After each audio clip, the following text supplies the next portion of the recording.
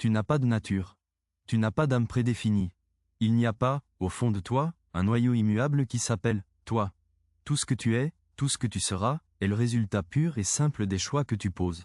Les uns après les autres. Chaque jour. C'est vertigineux, n'est-ce pas? Et terrifiant. Parce que si c'est vrai, alors personne ne peut venir te sauver. Pas tes parents, pas ton patron, pas ton gouvernement, pas ton Dieu. Tu es seul. Condamné à être libre.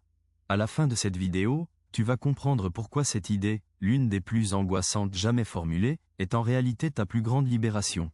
Tu vas voir comment cette phrase, écrite dans le Paris dévasté de l'après-guerre, peut pulvériser ton anxiété moderne, ton sentiment d'être coincé, et cette voix qui murmure « Je suis comme ça, je nie ». Peut rien? Imagine-le. Jean-Paul Sartre. Il a 40 ans. Il porte un lourd manteau, même à l'intérieur, et ses yeux, derrière ses épaisses lunettes, louchent terriblement. Les gens le trouvent laid. Il le sait. Il passe ses journées au café de Flore, entouré de cahiers, écrivant, fumant, buvant. La guerre vient de finir. L'Europe est un champ de ruines morales et physiques. Les vieilles certitudes se sont effondrées avec les bâtiments. Le fascisme a montré jusqu'où pouvait aller l'homme. Et la question qui hante tous les esprits est « Comment en est-on arrivé là? Y a-t-il une nature humaine mauvaise? Une fatalité ?» Sartre, lui, observe. Il observe le collaborateur qui, au procès, dit « Je n'ai fait qu'obéir aux ordres, c'était mon devoir ». Il observe l'homme d'affaires qui dit « Le marché l'exigeait, je n'avais pas le choix ». Il observe l'individu terrifié qui se cache derrière son horoscope, son éducation, sa classe sociale, sa névrose. Tous, ils invoquent une essence, une nature, un destin.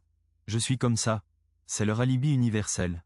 Et Sartre, d'une voix rauque, dans la fumée, va leur lancer à la figure. Non. C'est un mensonge. Tu n'es rien d'autre que ce que tu te fais. Décryptons cette phrase. Mot à mot. L'homme n'est rien. Rien. Le vide. L'absence.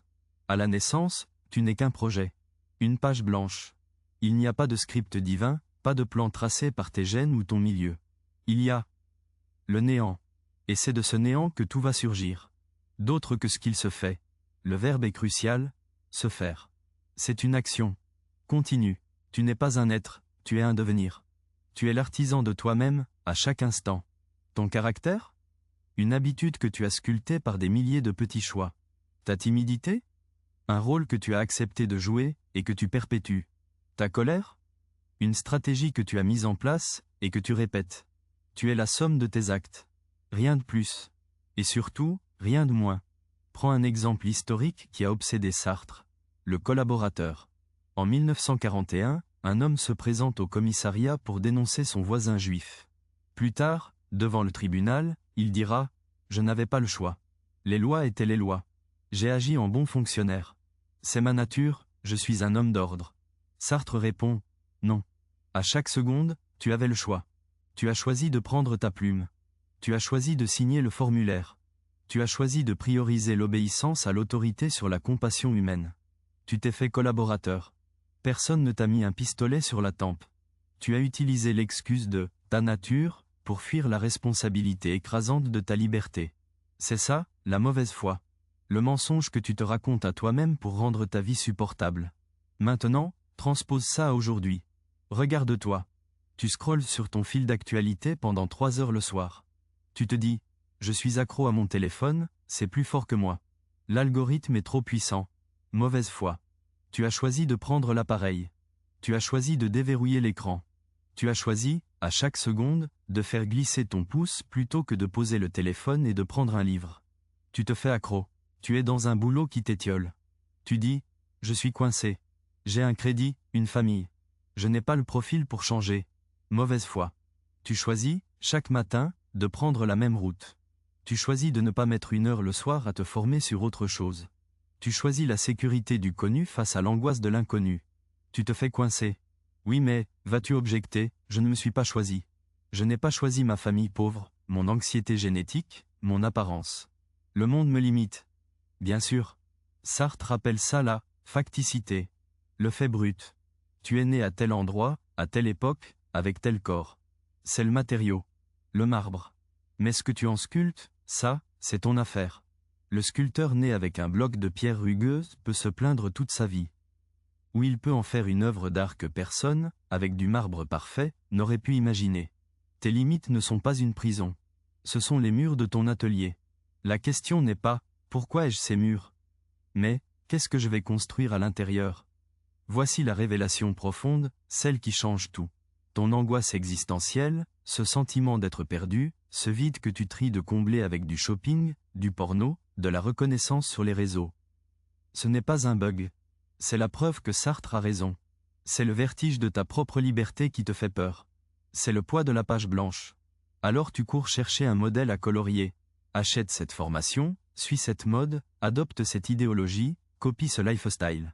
Tout pour échapper à l'horrible et magnifique responsabilité de devoir inventer ta propre vie, minute par minute. Alors, que faire? L'exercice est simple et brutal.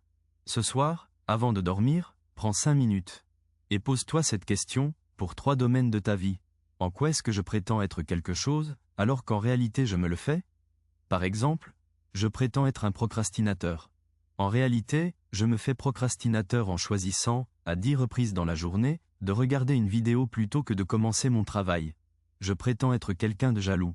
En réalité, je me fais jaloux en choisissant d'interpréter chaque sourire de mon partenaire comme une menace, plutôt que comme une simple joie.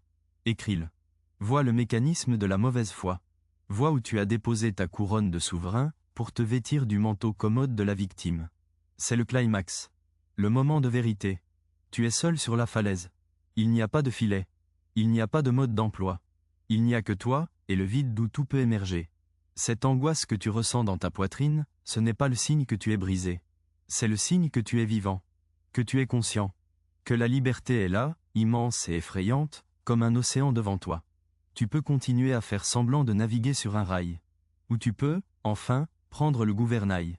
Et accepter que si le bateau coule, ce sera ton naufrage.